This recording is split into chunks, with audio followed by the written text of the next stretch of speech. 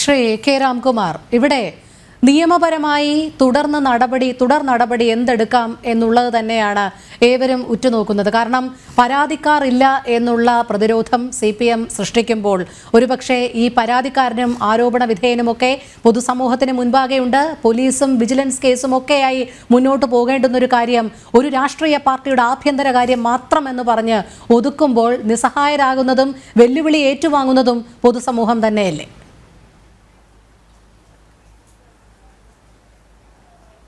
ഇവിടെ എൻ്റെ സുഹൃത്ത് ശ്രീ ബൽദേവ് വിസ്മരിക്കുന്നൊരു കാര്യം, ഇത് CPMൻ്റെ ആഭ്യന്തര കാര്യമല്ല. CPM എന്ന് പറഞ്ഞാൽ നമ്മുടെ വിശാലമായ രാജ്യത്ത് ഒരു കടലോരത്ത് മാത്രം പരിമിതമായി പ്രവർത്തിക്കുന്ന പാർട്ടിയാണെങ്കിലും ശരിയായാലും തെറ്റായാലും ഇവിടുത്തെ ഭരണകക്ഷിയാണ്. ആ പാർട്ടിയുടെ മന്ത്രിമാർ ധാരാളമുണ്ട്. മുഖ്യമന്ത്രി ആ പാർട്ടിയുടെയാണ്. ആ പാർട്ടിക്ക് വെറും ഒരു സാധാരണ രാഷ്ട്രീയ പാർട്ടിയുടെ സംഭവം എന്ന് പറഞ്ഞ് കൈ കഴുകാൻ പറ്റില്ല. കാരണം കേരളത്തിലെ ഭരണം നിയന്ത്രിക്കുന്ന, ഭരണത്തിന് നേതൃത്വം കൊടുക്കുന്ന പാർട്ടിയാണ്. എൻ്റെ സുഹൃത്ത് പറഞ്ഞ് ഇതൊക്കെ മാധ്യമ സൃഷ്ടിയാണ്. കോട്ടൂളി മാധ്യമ സൃഷ്ടിയാണോ പ്രിയപ്പെട്ട ബൽദേവ്? ഈ കോട്ടൂളി എന്ന് പറഞ്ഞ ആൾ എങ്ങനെ രംഗപ്രവേശം ചെയ്തു ഈ വിഷയമായിട്ട്? മാധ്യമങ്ങൾ കൊണ്ടുവന്നാണോ? അദ്ദേഹം പറയുന്നത് ഞാൻ ശൈശവകാലം തൊട്ട് കമ്മ്യൂണിസ്റ്റ് പാർട്ടിയുമായിട്ട് ബന്ധമുള്ള ആളാണ്. കമ്മ്യൂണിസ്റ്റ് പാർട്ടിയുടെ, മാർക്സിസ്റ്റ് പാർട്ടിയുടെ ഒരുപാട് യുവജന വേദികളിലുമൊക്കെ. അങ്ങനെ അടിയുറച്ചൊരു കമ്മ്യൂണിസ്റ്റുകാരൻ ഈ പ്രശ്നത്തിൽ ഉൾപ്പെടുമ്പോൾ അത് പാർട്ടിയുടെ ആഭ്യന്തര കാര്യമാണ് എന്ന് പറഞ്ഞ് കൈ കഴുകാൻ പറ്റൂ? അതും പോട്ടെ, ഇവിടെ CPMന് ഒരുപാട് മന്ത്രിമാരുണ്ടല്ലോ. എന്തുകൊണ്ടാണ് പൊതുമരാമത്ത് മന്ത്രിയെ മാത്രം മാധ്യമങ്ങൾ ഈ ചോദ്യം ചോദിക്കുന്നത്?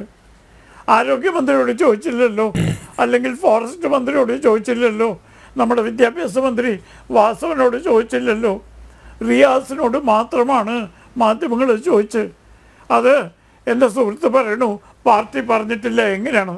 ഞാൻ ചോദിക്കട്ടെ, CPMന് ഒരുപാട് മന്ത്രിമാരുള്ളപ്പോൾ കോഴിക്കോട് നിന്ന് ജയിച്ച റിയാസിനോട് മാത്രം ഈ ചോദ്യങ്ങൾ മാധ്യമങ്ങൾ ചോദിക്കണമെങ്കിൽ അത് പാർട്ടിയുടെ ഒരു സജീവ പ്രവർത്തകൻ, ഇന്ന് ഉന്നത നിലയിൽ സ്ഥാനം വഹിക്കുന്ന പ്രവർത്തകൻ പൊതുജനങ്ങളോടും പോലീസിനോടും പറഞ്ഞതിൻ്റെ അടിസ്ഥാനത്തിലാണെന്ന് മനസ്സിലാക്കാൻ വാദഗതികൾ ഉന്നയിച്ച് ഇരുട്ടുകൊണ്ട് വോട്ടടയ്ക്കാൻ പറ്റില്ല.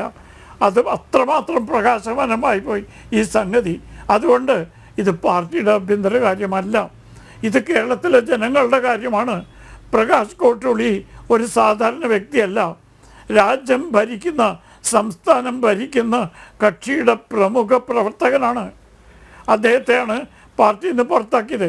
പാർട്ടിയിൽ നിന്ന് പുറത്താക്കിയത് അവരുടെ ആഭ്യന്തര കാര്യമാണ്. പക്ഷേ എന്തിന് പുറത്താക്കി എന്ന് കേരളം ഭരിക്കുന്ന ഭരണകക്ഷി ഈ ഒരു വിഷയം പൊന്തി വന്നപ്പോൾ, ആ പാർട്ടിയുടെ ഒരു മന്ത്രിയുടെ പേര് വലിച്ചിഴക്കപ്പെട്ടപ്പോൾ പാർട്ടി പുറത്താക്കി എന്ന് പറയുന്നതിന് വിശദീകരണം കൊടുക്കാൻ ഒരു രാഷ്ട്രീയ പ്രസ്ഥാനത്തിന് ബാധ്യതയുണ്ട്. എൻ്റെ സുഹൃത്ത് പറഞ്ഞു പ്രിവെൻഷൻ ഓഫ് കറപ്ഷൻ ആക്ടിൽ എൻ്റെ സുഹൃത്ത് പരാതി വേണ്ട, ഞാൻ ചോദിക്കട്ടെ, റോഡരികിൽ ഒരു ശവശരീരം കണ്ടാൽ പരാതി കിട്ടിയിട്ടില്ല എന്ന് പറഞ്ഞ് പോലീസ് കേസ് രജിസ്റ്റർ ചെയ്യാതിരിക്കുമോ? കൊലപാതകത്തിനോ സംശയകരമായ മരണത്തിനോ ആദ്യം ചെയ്യുന്നത് FIR രജിസ്റ്റർ ചെയ്ത് പിന്നീടാണ് അന്വേഷണം തുടക്കുക. ആ നിലപാട് എന്തുകൊണ്ട് ഈ കാര്യത്തിൽ സ്വീകരിച്ചില്ല? അപ്പോൾ അതിനർത്ഥം ആർക്കോ താല്പര്യമുള്ളൊരു വിഷയമാണിത്. ആർക്കാണ് താല്പര്യമെന്ന് താങ്കൾക്ക് മനസ്സിലായില്ലെങ്കിലും കേരളത്തിലെ സാധാരണ ജനങ്ങൾക്ക് മനസ്സിലായി.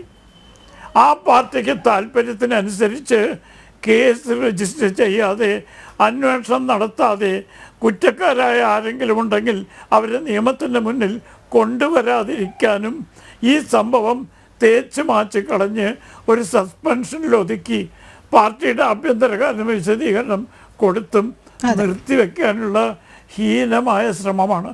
അത് നടക്കാൻ പോകുന്നില്ല.